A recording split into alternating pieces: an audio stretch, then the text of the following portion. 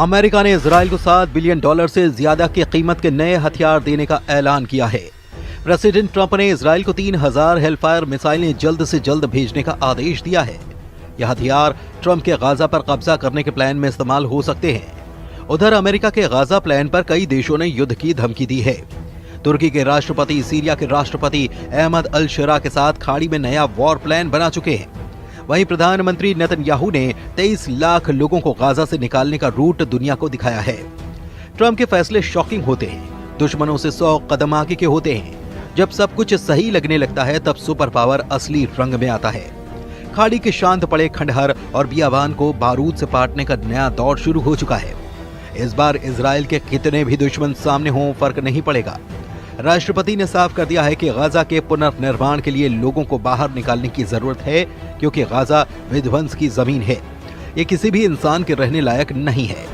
Super power America Israel को अब तक का सबसे बड़े विनाशकारी हथियारों की सप्लाई करने जा रहा है।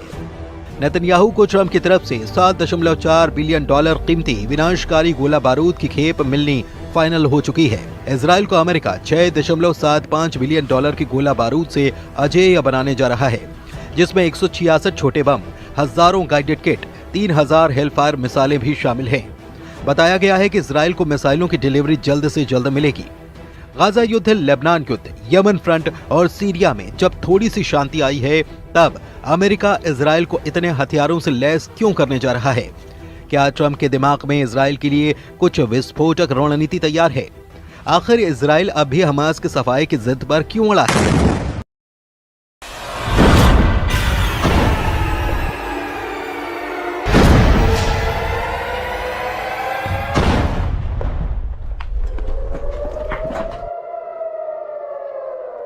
नेतन्याहू का मिशन नकबा क्या है?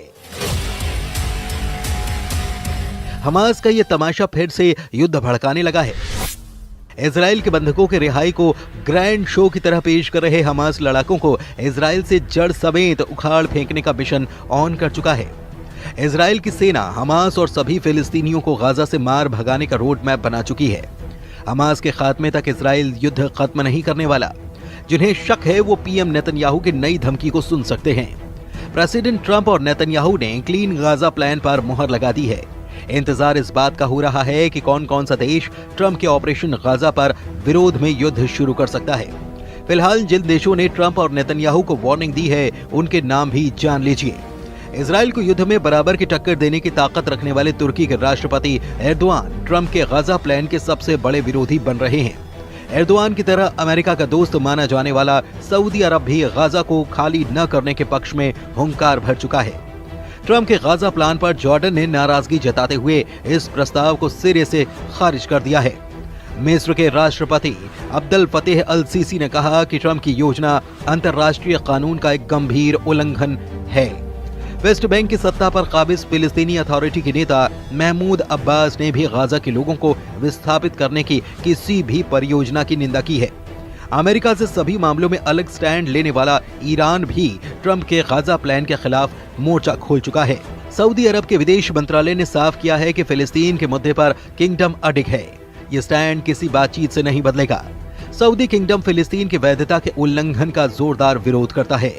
इजराइल की फिलिस्तीन पर कब्जे की प्लानिंग और जमीन हड़पने की कोशिश नाकाम कर दी जाएगी। जिधर सऊदी अरब है उधर अरब लीग के 22 देश रहते हैं। जिधर ईरान है उधर शिया बाहुल्य ज्यादातर मुस्लिम देश रहते हैं। खाड़ी मुल्कों ने नए ताकतवर लीडर के तौर पर उभरे कमांडर जुलानी उर्फ अहमद अल शरा तो साफ साफ अपनी मौजूदगी दर्ज करा रहे हैं। तुर्की के राष्ट्रपति से अहमद अल शरा की बातें और मुलाकातों का सिलसिला आगे बढ़ता ही चला जा रहा है। मतलब ये कि गाजा युद्ध की जिस चिंगारी को ट्रंप ने भड़काया है, वो अगर बारूदी बवंडर में तब्दील हुई तो इजराइल के खिलाफ कम से कम 52 देशों की सेना युद्ध में सामने हो जाएगी। ऐसे में सवाल है कि क्या भारी विरोध के बाद ट्रंप बैकफुट पर जा सकते हैं? क्या नेतन्याहू गाजा पर रुख पलट सकते हैं? फिलहाल तो इसके कोई आसार नहीं नजर आते। इजराइल ने ट्रंप की घोषणा के बाद गाजा के सफाई का ड्राफ्ट भी बना लिया है। इजराइल डिफेंस फोर्स ने गाजा खाली कराने का पूरा रूट नेतन्याहू को दिखा दिया है। इजराइल के एक अधिकारी के मुताबिक डोनाल्ड ट्रंप के प्रस्ताव के बाद एक एक्शन प्लान भी तैयार करने का आदेश दिया गया है और इसके तहत गाजा में रहने वाले लोगों को बाहर निकालने और किसी दूसरी जगह पर भेजने के लिए एक प्लान बनाया जा रहा है। इस दौरान गाजा का पुनर्निर्माण किया जाएगा। हालांकि इजरायली अधिकारी ने फिलहाल ये साफ नहीं किया कि अगर गाजा से लोगों को बाहर निकाला जाता है तो फिर उन्हें कहां भेजा जाएगा। लेकिन जो बातें पता चली हैं उससे कुछ रूट की जानकारी के संकेत मिल रहे हैं।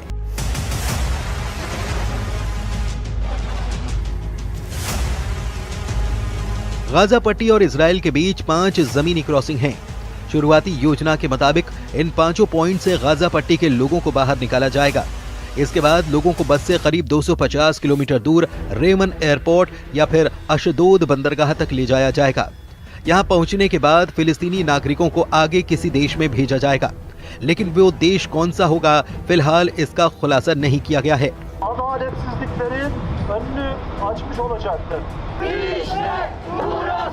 प्रेसिडेंट ट्रंप ने जिन देशों के नाम बताए थे उन्होंने इस पूरे प्लान को गाजा के लिए खौफनाक बता दिया है, यानी कि मिस्र और जॉर्डन गाजा के एक भी आदमी को अपनी जगह नहीं देने वाले।